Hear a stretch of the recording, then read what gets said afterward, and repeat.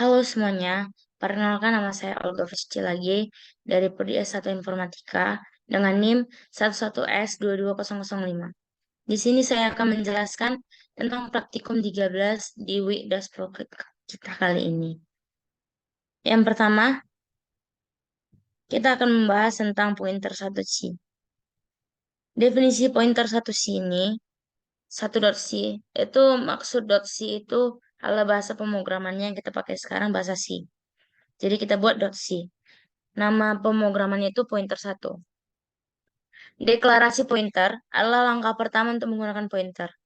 Deklarasi pointer mengidentifikasi tipe data dari variabel yang ditunjuk oleh pointer yang menentukan nama variabel pointer itu sendiri. Nah, realisasinya dapat kita dilihat di sini. Printf itu untuk mengerti apa yang kita ingin sampaikan pada program. Printf nilai dari X. Nah, %d di sini itu untuk Persen di sini itu untuk membuat sebuah angka desimal atau angka apapun. Lalu strip n itu artinya membuat spasi atau membuat jarak pada angka atau tulisan pada program. Semua itu dibuat seperti printf alat memori, printf alat dari, printf alat memori yang ditunjuk oleh PTR. Itu 6 programnya. Yang kedua, pointer 2. Pointer sebagai array dalam bahasa C adalah kemampuan untuk mengakses elemen array pada menggunakan pointer. Ya, dapat kita lihat di sini ada include stdio_h. Maksudnya include stdio_h itu, mohon maaf ya teman-teman, saya agak mengganggu, agak sering, maaf ya. Include stdio_h itu maksudnya include standard input and output.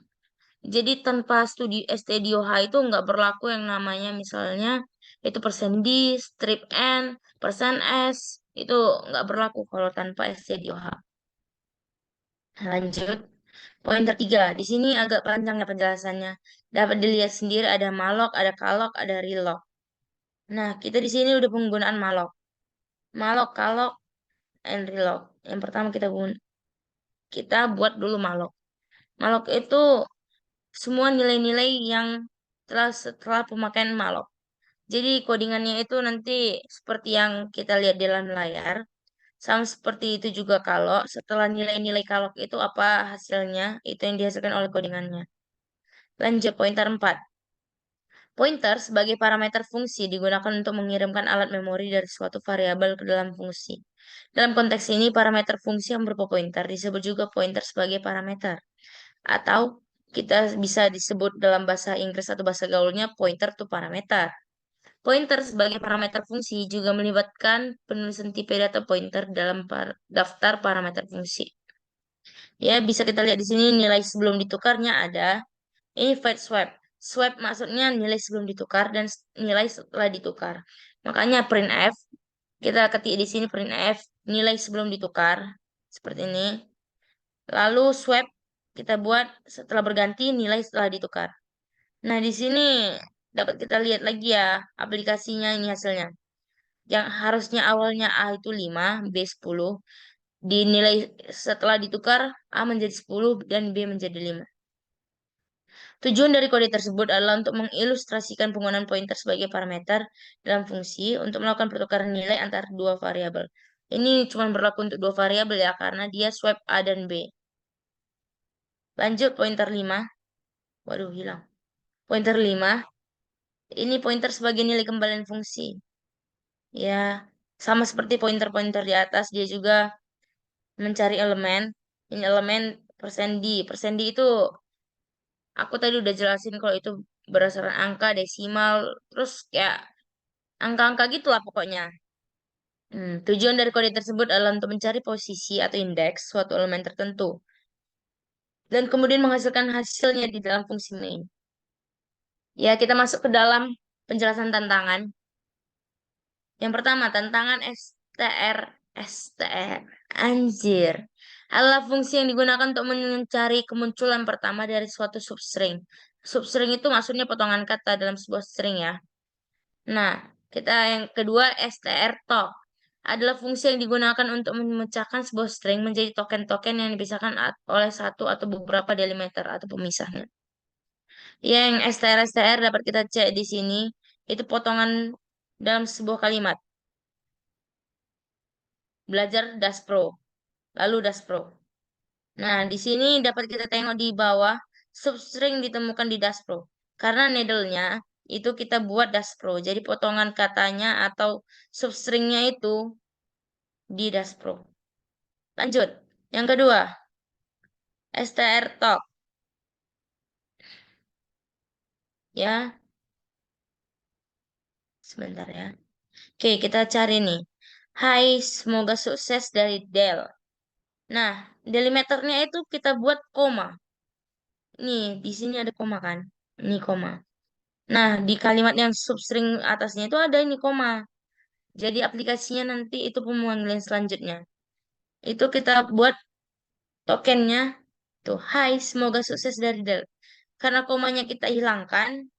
Nah, jadi tokennya itu cuma huruf doang. Hai. Token kedua, semoga sukses. Token ketiga dari Del. Lanjut, pointer array. Sama seperti pointer-pointer di atas ya. Sama aja. Panjang huruf, itu kalau codingannya kayak gini tadi. Masukkan huruf. Hitung panjang. Integer panjang sama dengan hitung panjang. Itu masukkan inputnya. Reverse, pengulangan. Reverse adalah fungsi yang digunakan untuk membalikkan sebuah elemen di dalam bahasa pemrograman. Oke, mari kita lihat. Printf masukkan kata scan persen strip n. Nah, dia misalnya mau buat seperti ini. Kita kemarin sudah, aku tadi udah tes. Aku buat gini, hai. Nah, urutan terbaliknya tuh iya gitu.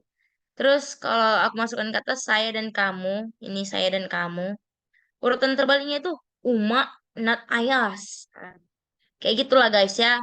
Terbalik dia. Terus yang keempat, tantangan keempat huruf kapital. Kita misalnya buat huruf kecil semua. Kayak gini, halo. Ini codingannya guys, bisa dilihat dari sini. Nah, hasilnya tuh halo. Dia caps lock semua. Nggak usah susah-susah kau buat caps lock. Kalau caps lock merusak, buat aja codingan ini udah bisa. Hmm. Hasil saya. Ini dia ya. Lanjut. Masukkan huruf belajar. Hasil belajar. Oke. Oke guys. Kita masuk ke tantangan kelima. Ini dia. Jumlah vokal. Dapat kita buat di sini aplikasinya. Kita ini jumlah huruf vokal ini maksudnya kamu buat misalnya saya. Saya itu kan ada dua huruf vokalnya. Karena codingannya ini sudah dibuat seperti ini, A, E, I, O, U. Jadi A, I, U, E, O itu termasuk huruf vokal, jadi itu otomatis dihitung di sini. Dalam huruf kapital maupun huruf kecil sudah dibuat codingannya di sini ya guys. Lanjut, masukkan kata saya. Jumlah huruf vokal di sini di saya terdapat dua, A dan A. Misalnya, dan kamu. Huruf vokalnya ada tiga, A, dan U. Kita bisa mau berapa kata pun kau ketik-ketik ya salah-salah aja bisa dihitungnya jumlah huruf vokalnya berapa. Yang keenam, palindrom. Ini kayaknya udah tantangan terakhir nih. Ayo kita jelaskan. Palindrom ini merupakan sebuah kata, bilangan, frasa, atau susunan karakter lain yang serupa jika dibaca dengan urutan terbalik maupun tidak. Kita test drive.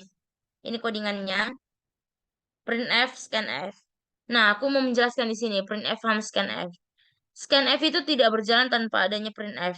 Printf itu untuk mencetak suatu kata atau apapun yang mau ketik di situ untuk menjalankan program itu, kau harus buat printf sebelum kau masukkan kata itu.